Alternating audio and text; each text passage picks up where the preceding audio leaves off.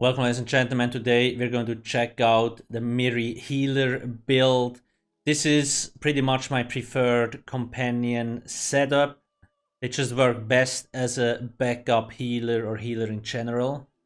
You can find all the Mirri builds and companion builds on alcasthq.com. I do have a magic damage dealer, stamina damage dealer, healer, and a tank setup.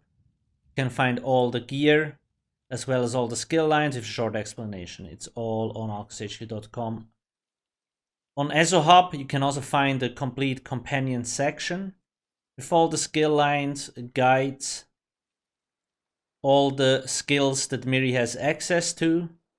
And if you need to know how to unlock her or how to unlock like guild skill lines and so on, it's all in the basics guide. I will put the links into the description. What do we have here? Full light armor, all soothing trait. Companion gear is more simplified compared to player gear. So we can just run 7 light because light armor gives us even more extra healing, which is nice. Soothing trait is increased healing done. You can also slap that on jewelry and the weapon. It's a little bit luck to get the right gear and traits, so it might take a while, but if you don't have the right traits, don't get worked up too much. It's more important what kind of skill setup you actually have. So what stuff do we have?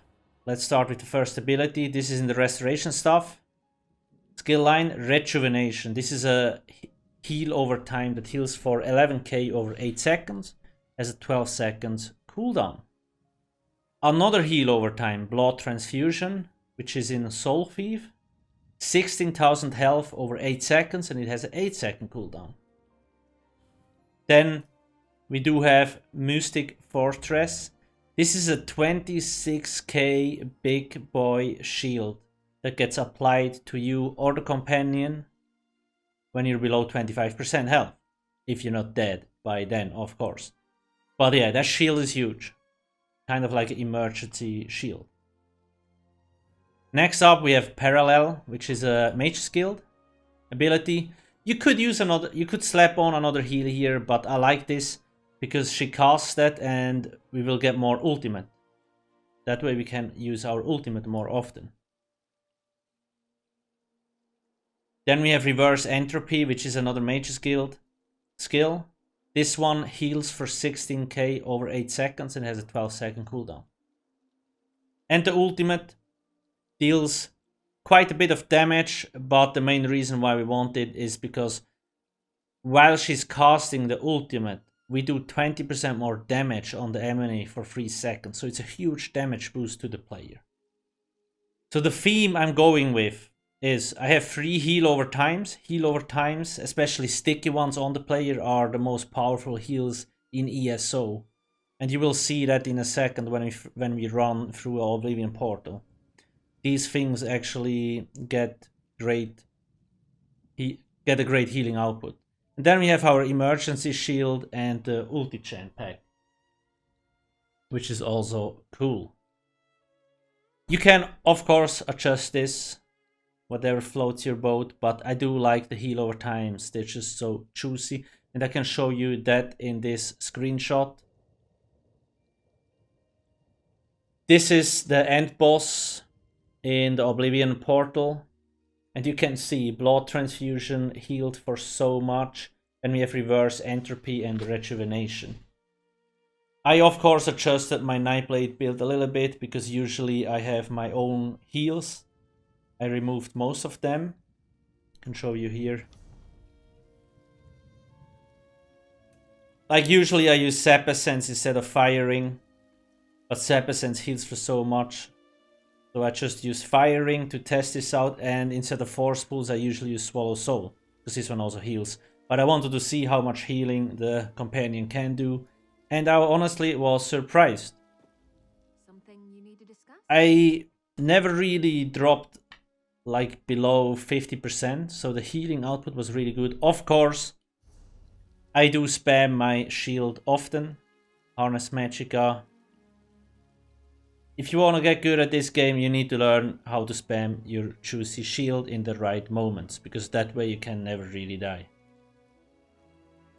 Just to give you a perspective, this shield here is 9k in size, and Mirri's shield is actually 26k, so that's huge. It's crazy how big this is. But anyway, overall, I was very happy with the performance of the healer setup from Mirri. Definitely my best pick. Now let's check out the Oblivion Portal. So let's once more see how Mirri holds up as a healer. She should be ranged at all times, so not really take a lot of damage. The only heals on my build that I right now have is the Spectral Bow proc and Siphoning attacks. Usually I do use Sap Essence, which would heal me like crazy during trash fights, but I want to see if we can survive without. And of course I would use Swallow Soul, which is also a very powerful heal, but I'm gonna use Force Pulse, just to see how we fare throughout the dungeon.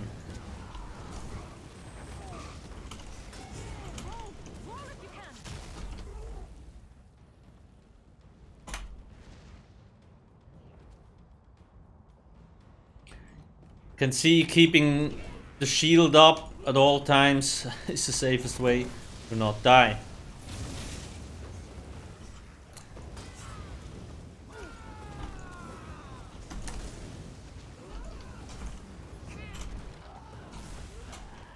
This is very interesting. I really don't take a lot of damage. Well, I do take a lot of damage, but I'm almost at full health in most cases, because these heals are actually pretty good. I'm surprised. Probably my favorite setup for the companion.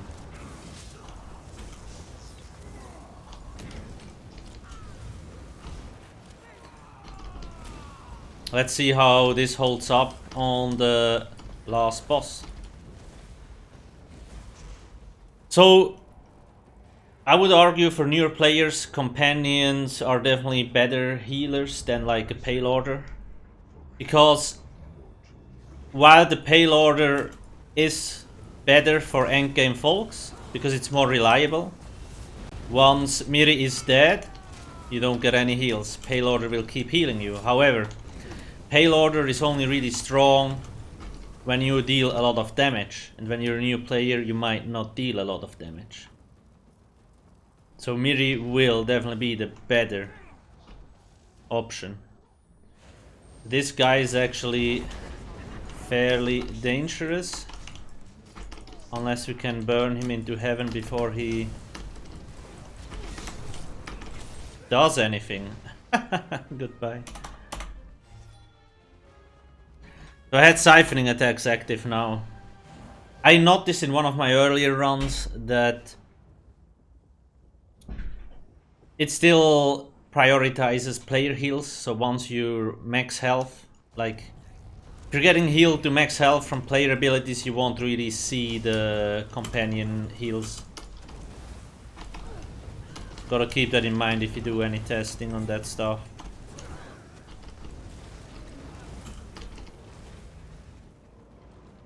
This is such a weird setup to play on a mech blade. With force pills and the elemental ring.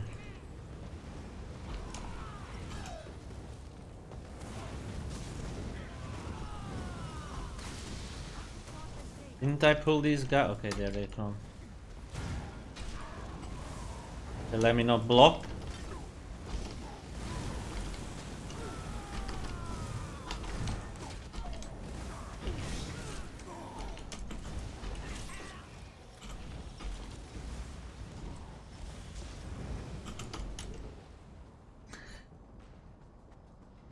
Okay, definitely my favorite setup for Mirri. Heal bot it is. She barely takes any damage. She always stays at range, safe distance. I mean, she doesn't take any damage because everything dies super fast, of course, but let's see how this goes. I think the Titan is gonna show up. Let's play around a little bit. Play around. Not immediately kill him. See if she can take the fire damage. This here. Because the companions don't move out of fire areas for whatever reason, so... She does take some damage.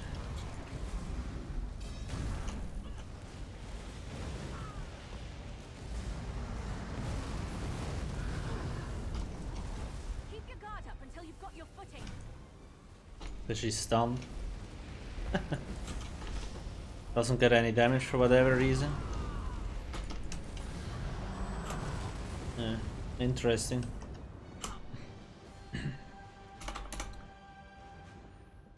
So my shield, main damage mitigation, blood transfusion second, rejuvenation and reverse entropy. Cool.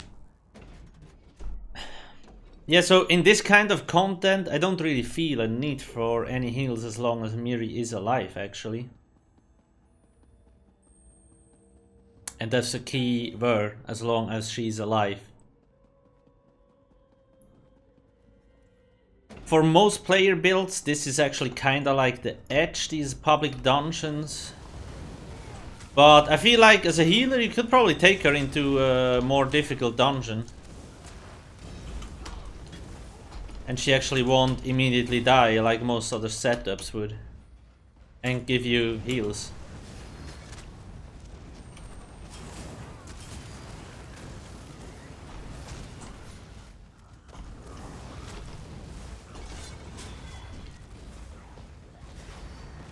Yo, these negates, dude. What in God's name?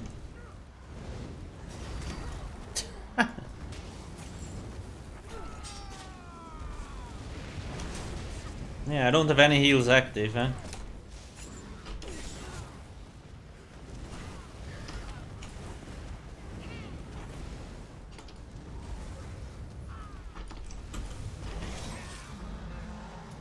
Cool, cool. Yeah, these heals are actually really good. Nice. Let's do the last boss.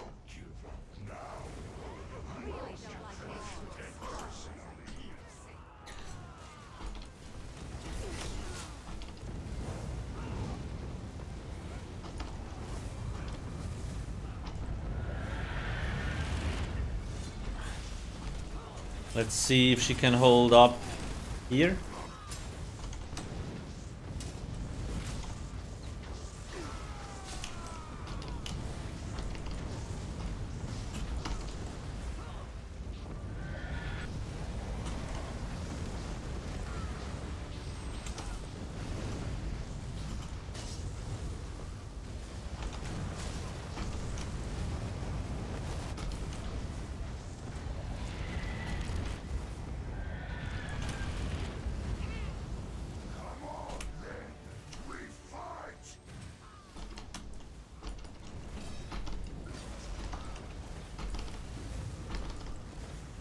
Okay, she actually used her ulti at the wrong time though. Try to run. No, I don't wanna run, bro. If they get to the middle, they will end rage.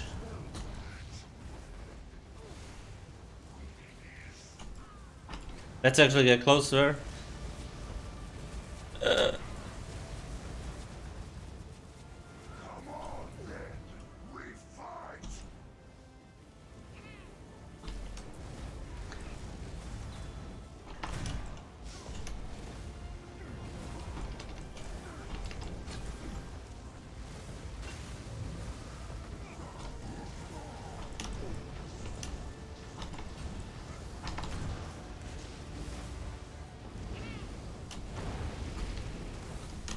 Oh, okay, thank you for the stun. Almost wasted my ult, lol.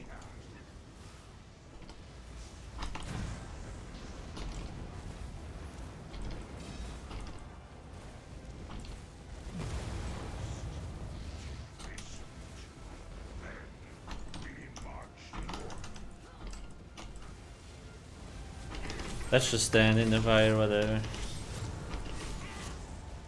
Dead. So, this is, yeah, okay, Havokrel, Duke of Storms.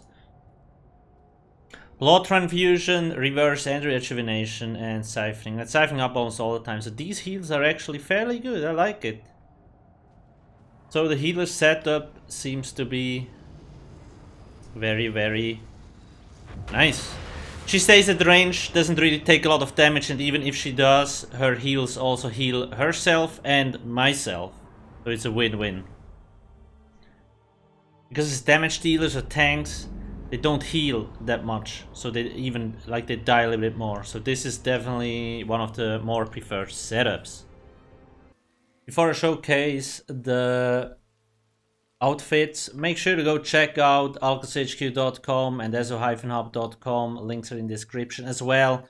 We do have plenty of other content at Wemer Automaton Discord bot with a lot of cool comments. Twitter, Facebook, we have a Discord community server.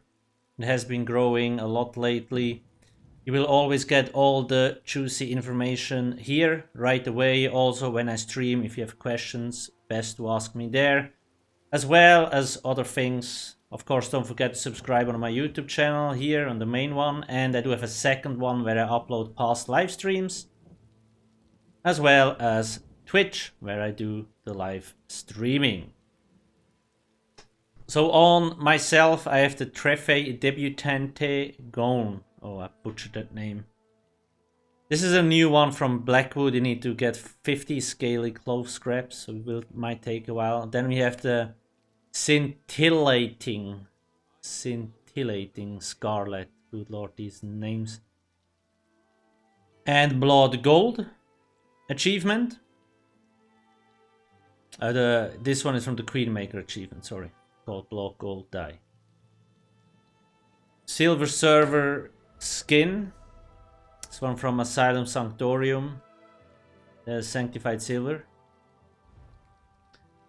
And Mirri has Antiquarian Robes with Palatine Coral and Blood Gold as well.